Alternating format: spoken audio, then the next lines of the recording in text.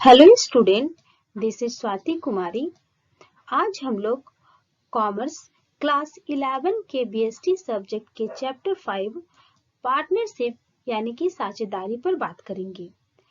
इस चैप्टर का आज हमारा टॉपिक होगा साझेदारी का अर्थ एवं विशेषता, meaning and characteristics of business. इस चैप्टर का ये हमारा पहला वीडियो है, तो आइए इसके अंतर्गत हम देखते हैं कि साझेदारी के अर्थ एवं विशेषताएं क्या क्या है। साझेदारी के अर्थ को हम किस प्रकार से समझ सकते हैं। साझेदारी व्यवसाय यानी कि पार्टनरशिप। साझेदारी व्यवसाय का उद्गम एकाकी व्यापार के दोषों को दूर करने के लिए हुआ। दूसरे शब्दों में अधिक पूंजी, अधिक नियंत्रण, अधिक विशिष्टीकरण एवं श्रम विभाजन की आवश्यकता ने साझेदारी व्यवसाय को जन्म दिया। हम जानते हैं कि आज का युग प्रतियोगिता का युग है और इस गला काट प्रतियोगिता में हर व्यवसायी एक दूसरे से आगे निकलना चाहते हैं और आगे निकलकर अपने उत्पाद या प्रोडक्ट को बेचना चाहते हैं, और ऐसा हो भी रहा है।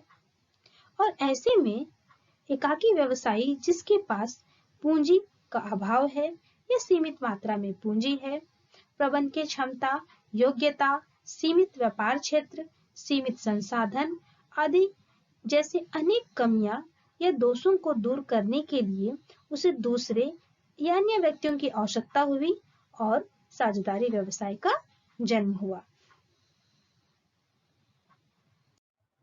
साझेदारी व्यवसाय का अर्थ: जब दो या दो से अधिक व्यक्ति पारस्परिक लाभ के लिए मिलकर व्यवसाय करने के लिए सहमत होते हैं, तब कहा जाता है कि उन्होंने साझेदारी का निर्माण कर लिया है।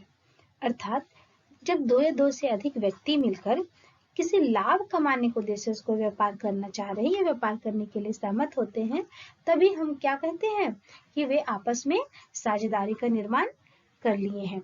साझेदारी की परिभाषा के रूप में हम कह सकते हैं कि साझेदारी दो या दो से अधिक व्यक्तियों का पारस्परिक संबंध है जो किसी विशिष्ट व्यवसाय को करने एवं उसके लाभ हानि को आपस में बांटने का अनुबंध करते हैं।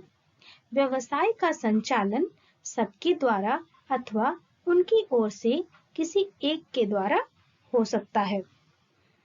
तो इस परिभाषा में आपको दो तीन बातें ध्यान देने की आवश्यकता है। पहला तो ये कि साझेदारी के लिए कम से कम दो व्यक्ति तो जरूर होने चाहिए, है ना। दो व्यक्ति या दो से अधिक व्यक्ति भी हो सकते हैं, तो हम बात करेंगे बाद में इसकी संख्या पर।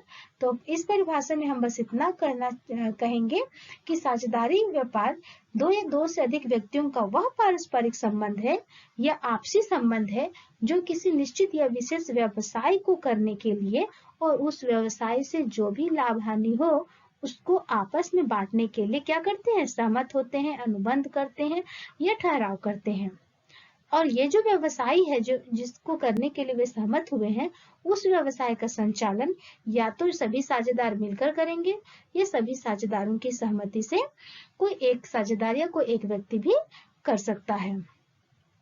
भारतीय साझेदारी अधिनियम में भी साझेदारी व्यवसाय को परिभाषित किया गया है।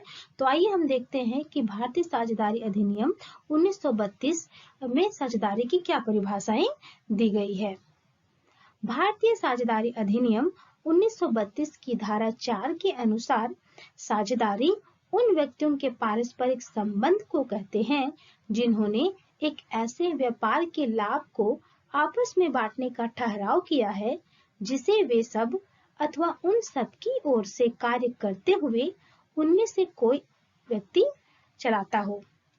वे सब व्यक्ति जिन्होंने एक दूसरे के साथ साझेदारी का समझौता किया हो अथवा साझेदारी की स्थापना की हो, व्यक्तिगत रूप से साझेदार तथा सामूहिक रूप से फर्म कहलाते हैं और जिस नाम से वे व्यवसाय करते हैं वह फर्म का नाम कहलाता है।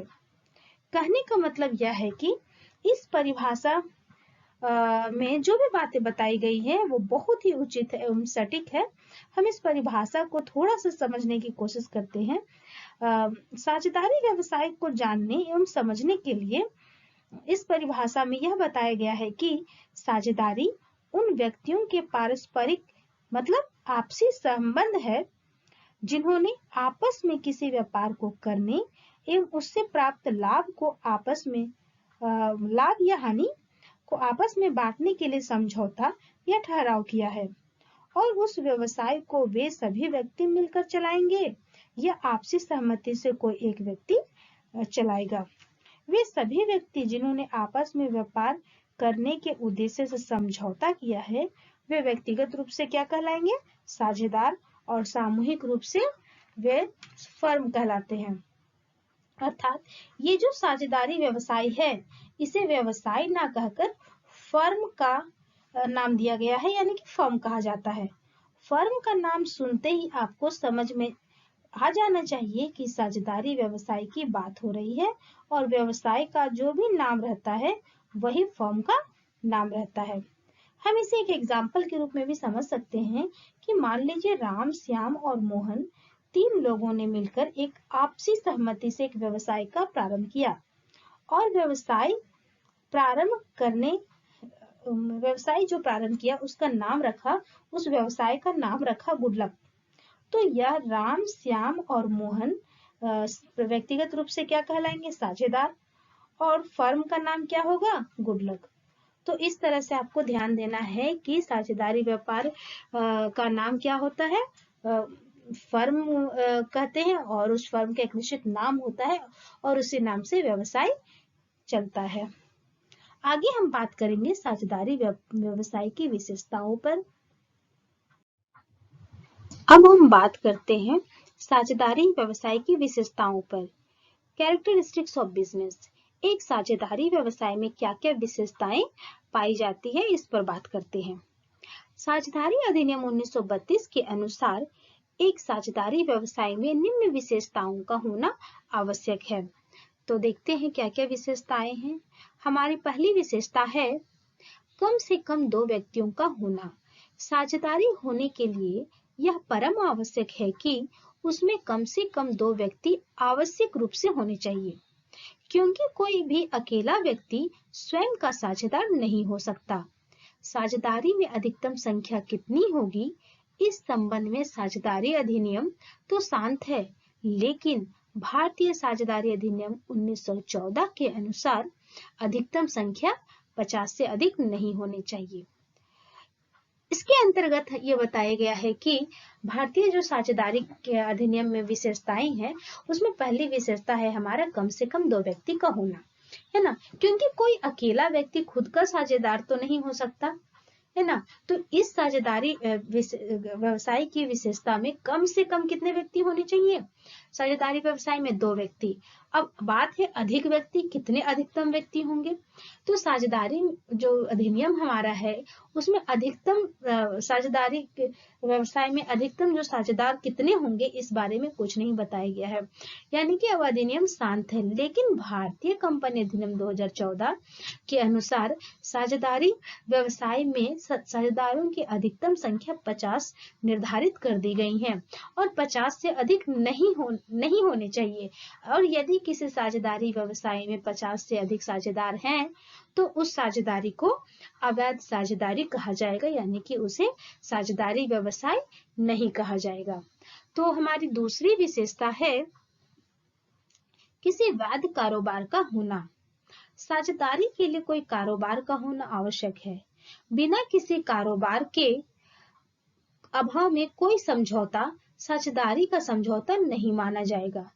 कहने का मतलब यह है कि जब भी हम साझेदारी का निर्माण करते हैं या साझेदारी की स्थापना करते हैं तो किसके लिए करते हैं? किसी विशेष व्यवसाय को करने के लिए और उस व्यवसाय से जो भी लाभ हो उसे प्राप्त करने के लिए। तो इसमें क्या है, ध्यान देना है कि व्यवसाय होना चाहिए, है ना। किसी व्यवसाय के अभाव में अगर कोई आप समझौता करते हैं तो वो समझौता साझेदारी समझौता नहीं माना जाएगा। हमारी तीसरी विशेषता है कारोबार का उद्देश्य लाभ कमाना एवं आपस में बांटना।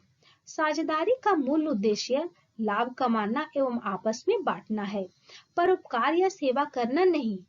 वे अपने लाभ एवं हानि को किस अनुपात में बांटेंगे इसका निश्चय वे पहले ही कर लेते हैं। कहने का मतलब है कि साझेदारी व्यवसाय का उद्देश्य क्या होना चाहिए? लाभ कमाना और उस लाभ को आपस में बांटना, सेवा करना नहीं। अब बात है कि लाभ हानि को वे किस अनुपात में बांटेंगे, तो वो इसका निर्धारण भी अपने समझौते में पहले ही निश्चित कर लेते हैं। अब नेक्स्ट देखते हैं हमारी तीसरी विशेषता क्या है। अगली विशेषता है साझेदारों के बीच समझौता या अनुबंध का होना। साझेदारी का जन्म समझौता या अनुबंध द्वारा होता है। यह समझौता लिखित भी हो सकता है अथवा मौखिक भी, परंतु लिखित समझौता का होना सदैव श्रेष्ठ रहता है। भारतीय साझेदारी अधिनियम में दोनों प्रकार के समझौते को मान्यता प्राप्त है, अर्थात साझेदारी का साझेदारी व्यवसाय की स्थापना एक समझौते से ही होती है, अनुबंध ठहराव से ही होता है, क्योंकि जब आपस में साझेदार बात करते हैं, समझौता करते हैं, तभी हम मानते हैं कि क्या हुआ है, साझेदारी का निर्माण हुआ है। अब बात यह है कि ये समझौता या जो अनुबंध है वो लिखित होगा या मौखिक। तो भारतीय साझेदारी अधिनियम में क्या बताया गया है, इसमें यह है कि समझौता लिखित हो या मौखिक, वो दोनों को मान्यता प्रदान करते हैं, लेकिन भविष्य के विवादों से बचने के लिए या भविष्य के मतभेदों से बचने के लिए लिखित समझौता हमेशा श्रेष्ठकर होता है, वो ज्यादा अच्छा होता है। नेक्स्ट हम बात करते हैं विशेषता के रूप में व्यक्ति ही साझेदार। साझेदारी की विशेषता यह भी है कि इसमें व्यक्ति ही साझेदार हो सकते हैं, फर्म अथवा कोई संस्था नहीं हो सकती। ये ध्यान देने वाली बात है कि साझेदार सिर्फ और सिर्फ कोई व्यक्ति ही हो सकता है। नेक्स्ट विशेषता के रूप में हम देखेंगे कारोबार का संचालन सबके द्वारा अथवा उनकी सहमति से किसी एक व्यक्ति के द्वारा होना। साझेदारी की एक विशेषता यह भी है कि कारोबार का संचालन में सभी साझेदार सक्रिय भाग लें या सबकी सहमति से कोई एक व्यक्ति के द्वारा कारोबार का संचालन किया जाए। अर्थात साझेदारी में जो भी साझेदार होते हैं, साझेदारी व्यवसाय में जो भी साझेदार होते हैं, या तो वे आपस में मिलकर व्यवसाय करते हैं या आपसी सहमति से उनमें से कोई एक व्यक्ति बिजनेस का या व्यवसाय का संचालन करता है। तो नेक्स्ट हम बात करेंगे साझेदारी की अगली विशेषता पर। साझेदारी की अगली विशेषता है फर्म का एक निश्चित नाम। साझेदार जिस नाम से कारोबार करते हैं वे फर्म का नाम कहलाता है। फर्म का एक निश्चित नाम होना आवश्यक है, अर्थात साझेदारी व्यापार का प्रारंभ समझौता से होता है और किसी व्यवसाय को करने के लिए होता है, किसी कारोबार को करने के लिए होता है, और जो व्यवसाय वे करते हैं उसका एक निश्चित नाम रखते हैं और वह नाम ही फर्म का नाम कहलाता है ना। नेक्स्ट विशेषता के रूप में हम देखते हैं पृथक अस्तित्व नहीं। वैधानिक दृष्टि से साझेदार और फर्म दोनों एक दूसरे से अलग ना होकर एक ही होते हैं। कहने का मतलब यह है कि विधान की दृष्टि से साझेदार और फर्म दोनों क्या होंगे, एक होंगे, अलग अलग नहीं होगा, दोनों का अस्तित्व अलग अलग नहीं होगा। एकाकी व्यापार में भी हम लोगों ने देखा है कि एकाकी व्यापार के जो स्वामी होते हैं और उनका व्यवसाय दोनों पृथक या अलग अलग ना होकर एक होते हैं, है ना, क्योंकि जो भी हानि और लाभ होता है एक व्यक्ति सहन करता है और उसके जो भी ऋणदाता होंगे वो उससे अपने ऋण की भरपाई कर लेते हैं। ठीक इसी प्रकार साझेदारी व्यापार में भी यही बात होती है कि अगर साझेदारी व्यापार का कोई ऋणदाता है तो वह ऋणदाता प्रत्येक साझेदार के निजी संपत्ति से भी अपने ऋण का भुगतान ले लेता है। और इस प्रकार क्या है कि जो साझेदार होते हैं वो किसी भी स्थिति में अपने व्यापार के जो भी उत्तरदायित्व उससे दूर नहीं रह सकते, और इस प्रकार माना जाता है कि फर्म का अपना एक पृथक अस्तित्व नहीं है, बल्कि साझेदार और फर्म दोनों एक हैं। हम नेक्स्ट विशेषता के रूप में बात करेंगे हित हस्तांतरण पर। हित हस्तांतरण, हित का मतलब होता है हिस्सा, किसी साझेदार के हिस्से की बात हो रही है यहाँ। तो देखते हैं क्या है। प्रत्येक साझेदारी विश्वास पर आधारित होती है। इसमें किसी भी साझेदार को अन्य साझेदारों की सहमति के बिना अपने हित का हस्तांतरण करने पर प्रतिबंध है। एक साझेदार किसी अन्य व्यक्ति को अपने हित का हस्तांतरण अन्य साझेदारों की सर्वसम्मति से ही कर सकता है। हम जानते हैं कि साझेदारी व्यवसाय की स्थापना समझौता या ठहराव से होता है और ये जो समझौता है वह विश्वास पर ही आधारित होता है। ऐसी स्थिति में प्रत्येक साझेदार को दूसरे साझेदार के प्रति विश्वास रखनी पड़ती है, तभी व्यवसाय का संचालन सही तरीके से होता है। यदि साझेदारी व्यवसाय में कोई साझेदार अपने हिस्से का, अपने हित का हस्तांतरण किसी अन्य व्यक्ति को देता है और अन्य जो साझेदार हैं उससे पूछे बिना, तो इस पर भारतीय साझेदारी अधिनियम क्या करती है? प्रतिबंध लगाती है। कहने का मतलब है कि कोई भी साझेदार अन्य साझेदारों की सहमति के बिना अपने हित का हस्तांतरण नहीं कर सकता है ना। और ये तभी कर सकता है जब सभी साझेदार या अन्य सभी साझेदार इस हित हस्तांतरण में अपनी सहमति दे दें। तो इस प्रकार आज हम लोगों ने इस सेशन में साझेदारी व्यवसाय का अर्थ एवं विशेषताओं पर बात की। उम्मीद है कि आपको आज का यह सेशन समझ में आ गया होगा। तो thank you for watching my video. Please आप मेरे इस चैनल को लाइक, शेयर एंड सब्सक्राइब कीजिए ताकि आगे की वीडियो की नोटिफिकेशन आपको प्राप्त हो जाए।